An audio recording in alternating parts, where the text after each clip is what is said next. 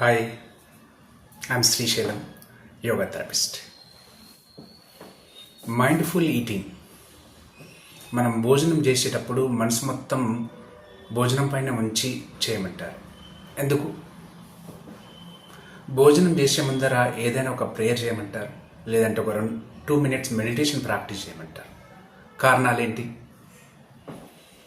భోజనం చేయడం అనేది పారాసింపాథెటిక్ నర్వస్ సిస్టమ్ యాక్టివిటీ. సింపుల్గా పారాసింపాథెటిక్ యాక్టివిటీ. మిగిలిన ఆర్గాన్స్ అన్నీ బ్రెయిన్, మజిల్స్, హార్ట్, లంగ్స్ కామ్గా ఉంటాయి. అప్పుడు మన స్టమక్ యాక్టివ్గా పనిచేస్తుంది. మనం తీసుకున్న ఫుడ్ వేగంగా డైజెస్ట్ అవుతుంది, న్యూట్రిషన్ అబ్జర్వ్ అవుతుంది, రోజంతా మనం ఎనర్జెటిక్గా ఉంటాం. అందుకోసమని ఎప్పుడెప్పుడు భోజనం చేస్తున్నా మొబైల్ కానీ టీవీ కానీ చూస్తూ భోజనం చేయొద్దు. First reason. అలా చేస్తే మిగిలిన బాడీ పార్ట్స్ యాక్టివ్ ఉండి స్టమక్ ఫంక్షన్ స్లో అవుతుంది, అంటే డైజెషన్ స్లో అవుతుంది.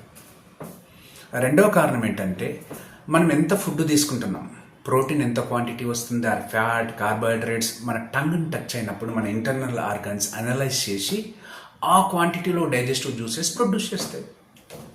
This is second reason. అందుకే పిల్లల్ని కానీ పెద్దవాళ్ళు కానీ మొబైల్ చూస్తూ కానీ టీవీ చూస్తూ కానీ ఎట్టి పరిస్థితుల్లోనూ ఫుడ్ తీసుకోవద్దు. అలా తీసుకున్నట్లయితే హాఫ్ ఆఫ్ ద ఫుడ్, చాలా సందర్భాల్లో 80% ఫుడ్ ప్రాపర్గా డైజెస్ట్ అవ్వదు, వేస్టేజ్ న్యూట్రిషన్ ప్రాపర్గా డివైడ్ అవ్వదు, అంతా పాయిజన్ కింద మారిపోతుంది.